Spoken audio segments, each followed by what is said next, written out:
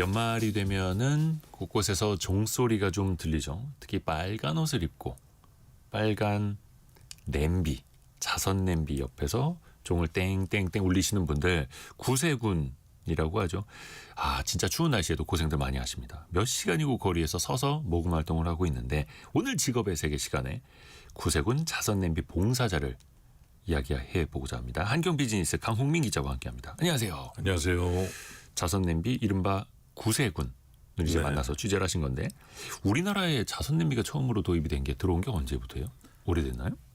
굉장히 좀 오래됐는데 예. 이 매년 겨울이 되면 전 세계 130여 개국에서 이 저소득층, 뭐 독거노인 그리고 이제 뭐 장애인 재난 구호 활동 등을 지원하기 위해서 이 자선 냄비가 설치가 되는데 이 구세군 자선 냄비의 첫 시작이 1891년 미국 샌프란시스코에서 시작이 됐어요. 예, 국내에는 이제 37년 정도 지난 1928년 12월 15일 날 네. 서울 명동에서 자선 냄비가 첫 시작이 됐다고 합니다. 근데 국내에서도 서울을 비롯해서 뭐 전국 65개 지역에 한 300여 개의 자선 냄비가 11월 말부터 이제 12월 31일까지 운영이 되고 있었습니다. 우리나라에서는 1928년부터 그러니까 한 3년만 있으면 100년 되는 거죠. 그렇죠. 와. 그러면 이제 길거리나 지하철역에서 이렇게 종 치고 계시는 분들 그분들이 대부분 자원봉사자예요? 그렇죠. 이제 자원봉사자도 있고 구세군에서 나온 분들도 있는데 대부분 이 자원봉사자로 꾸려지게 되고요. 제가 이번에 만난 분은 이 시작할 무렵인 11월 말부터 네. 12월 31일까지 신청을 한 분이었습니다. 아, 그러니까 매일. 거의 한 달 동안 내가 자원봉사를 하겠다. 매일 나오시는 거예요? 그렇죠. 이제 화요일만 빼고 주 6일을 이 자원봉사를 하고 있었습니다. 그러면 이게 내가 봉사를 며칠 하겠다, 일주일에 며칠까지 일이 가능하다 이런 것도 있습니까? 혹은 뭐 규정 같은 게 있는지요? 보통 이제 그 단기 신청도 가능하고요. 예. 단기 이제 하루 신청. 아, 하루 자원봉사도 가능해요? 그렇죠. 하루 한 2시간 정도 하겠습니다라고 이제 신청도 가능하고 이분처럼 이제 장기 신청도 가능한데 그 1365 자원봉사 포털이나 아니면 예. 구세군 홈페이지에 들어가서 신청을 하면 되는데요. 특별한 자격 요건은 없습니다. 그래서 이제 봉사를 하고 싶은 마음만 있다면 누구나 신청이 가능하고 개인이나 아니면 또는 뭐 2인 이상 기업 단체에서도 신청할 수 있고 네. 요일이나 시간대를 봉사자가 이제 원하는 그 시간대로 기입을 하면 구세군에서 전날 오후 5시 전까지 일정을 확인해서 알려줍니다. 아, 내가 자원봉사하고 싶은 시간대랑 장소를 정하면 거기서 확정을 해주는 거예요? 그렇죠. 보통은 이제 한 2시간 정도 하는데 예. 특별히 나는 한 4시간, 6시간 정도 하고 싶다 요청을 하면 시간을 좀 늘릴 수도 있고요.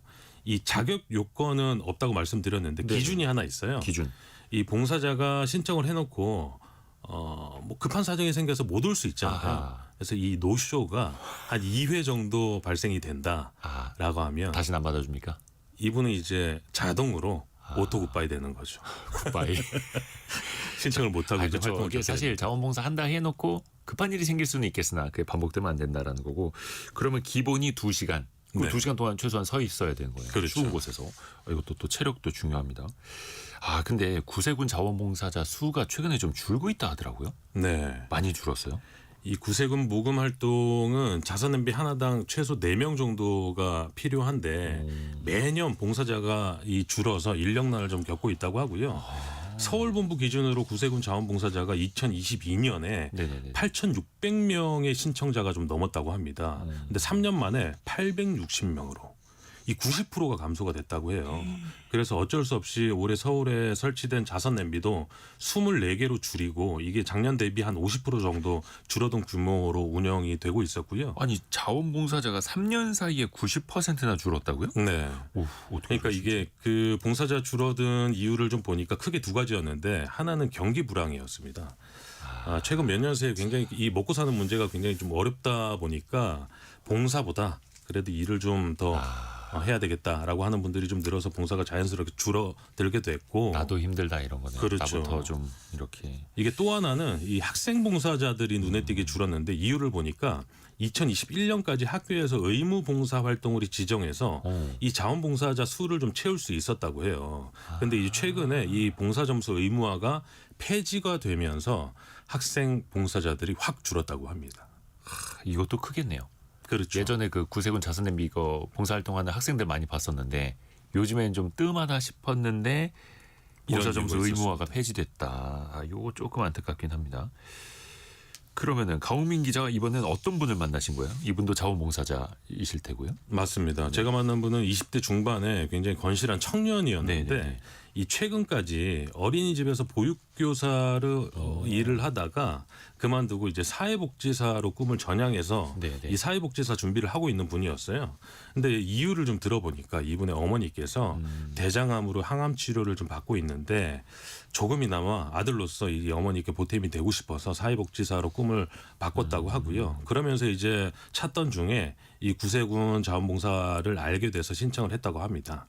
이 구세군에서는 자원봉사자를 캐틀메이트라고 불러요. 캐틀메이트. 캐틀메이트. 이 그 뜻이 누군가를 돕고 싶다는 마음을 이 행동으로 옮기는 사람이라고 하는데 이분도 마음속으로만 이 봉사를 좀 생각하고 있다가 이번에 이 구세군 자원봉사자로 신청을 해서 행동으로 옮기게 됐다고 합니다. 그렇죠. 그것도 좋죠. 구세군은 일반적으로 이제 자선냄비 옆에서 종을 치고 계시는 걸로 이제 알고 있는데 그것만 하면 됩니까? 또 다른 일이 있어요? 어때요? 보통 이제 그 봉사 당일 이게 장소에 도착하면 구세군에서 지정한 아까 말씀하신 대로 이제 붉은색 패딩을 입고 시작하는데 그거는 저 구세군에서 빌려주는 겁니까? 그렇죠. 이제 대여를 해주는데 제가 이 사이즈가 좀 궁금해서 한번 사이즈. 여쭤봤어요. 사이즈 있나요? 이런 거. 근데 뭐 아주 작은 X 스몰부터 저처럼 이제 저는 이제 110 있거든요. 110까지 2X 라지까지 다 있다. 굉장히 다양하게 구비가 돼 있어서 그걸 걱정 안 가져가면 안 하셔도 되죠. 될 것 같고요. 가져가면 안 되죠. 가져가면 안 됩니다. 네, 그럼요. 그리고 이제 그 보통 이제 종을 치잖아요. 예. 근데 이게 나름의 룰이 있었는데 네네네. 종은 이제 손목 스냅을 이용해서 한 3초에서 5초 정도 이 간격으로 딸랑 딸랑 조금 빠릅니다.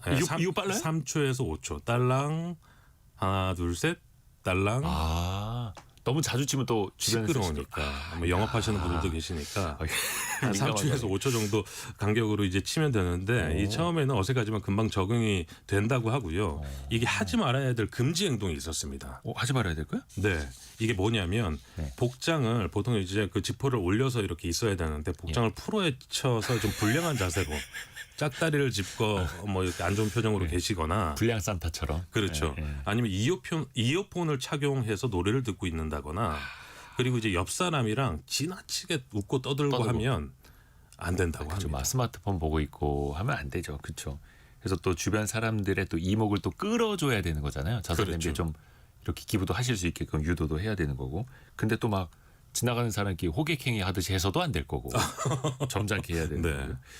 이게 자기가 사는 지역에서도 이제 봉사활동 그러면 이제 할 수도 있는 건데 지역마다 기부 어떤 분위기가 좀 다른 것도 있다고요. 이분이 이제 그 장기 신청자라 여러 지역을 그 봉사를 해봐서 좀 잘 알고 있었는데 우선 대표적으로 명동은 내국인뿐만 아니라 외국인들도 굉장히 그 유동인구가 많거든요. 네. 그래서 이분들이 이 서 있는 자선냄비가 굉장히 신기해서 사진을 많이 찍는다고 합니다. 그리고 이제 네 외국 사람들이 보기에. 그렇죠. 네네네. 그리고 고속터미널에서도 봉사를 했었는데 직장인들이 출퇴근할 때 기부를 좀 많이 한다고 하고 제가 이분을 그 동대문 역사 안에서 만났는데 동대문은 그 특성상 어르신분들이 좀 많이 왔다 갔다 하시는 동네라 제가 인터뷰를 하면서 같이 이제 봉사를 좀 했었는데 어르신분들이 좀 이렇게 많이 오가면서 1,000원짜리 5,000원짜리 이렇게 좀 넣어주셨는데 이게 재밌는 게 한 분이 기부를 하잖아요. 예. 그러면 주변에서 나도 할까 말까 이렇게 속으로 내심 생각하고 있다가 이게 나비 효과처럼 그쵸, 그쵸. 한 분이 하게 되면 주변 분들이 오셔서 같이 넣게 되는. 그렇죠. 사람 마음이 또 그래요. 그렇더라고요. 예, 행복 바이러스도 또 이제 전염이 되는 거죠. 근데 요즘에는 아예 지폐를 안 들고 다니시는 분들 많잖아요. 네. 그 예전에 저는 그 교통카드 이런 걸로도 이렇게 찍어서 기부한 적이 있는데 맞습니다. 점점 진화하더라고요. 여기도. 그것도 이제 가능해졌고 이 자선냄비가 굉장히 똑똑해지고 있는데 현금이 없는 시민들을 위해서 QR 코드로 스캔을 해서 이제 기부를 할 수도 있고 NFC 단말기에 신용카드를 갖다 대기만 해도 기부를 할 수 있는 이 디지털 자선냄비로 변신을 했고요. 네. 그리고 이제 뭐 자선냄비를 못 보는 분들도 계시잖아요. 그래서 이제 네이버 해피빈이나 아하. 카카오 가치가치 등의 이 플랫폼을 통해서도 온라인 기부가 가능해졌습니다. 온라인 기부도 가능하고 또 그 자선 냄비가 연말까지 12월 31일까지 진행이 된다라고 합니다. 또 여기뿐만 아니라 우리 주변 이웃을 위한 기부단체 많이 있죠. 그렇죠. 기부 의미도 되새기면 좋을 것 같은데요. 네, 연말에 각자의 뭐 상황과 사정은 다르지만 따뜻함을 느끼는 마음은 같다고 느껴지는데 그렇죠. 각자의 방식으로 기부를 해보면 어떨까 좀 싶은 마음이 좀 들었고요. 올해가 며칠 남지 않았지만 이 자선 냄비 자원봉사자는 아직도 모집을 하고 있습니다. 며칠 남지 않았지만 혹시 시간과 마음의 여유가 있으신 분들은 한번 신청해 보시는 것도 추천드립니다. 좋습니다. 성세진 님이 맨날 카드랑 핸드폰만 들고 다녀서 고세군 냄비에 돈 넣고 싶어도 현금이 없어요라고 보냈는데 조금 전에 알려드린 것처럼 뭐 QR코드로도 되고요. 간편결제 다 되고요. 온라인 기부도 다 됩니다. 마음만 있으면 됩니다. 마음만. 강홍민 기자 함께했습니다. 고맙습니다. 감사합니다. 자, 2부에서는요. 우리가 쓰레기 재처리에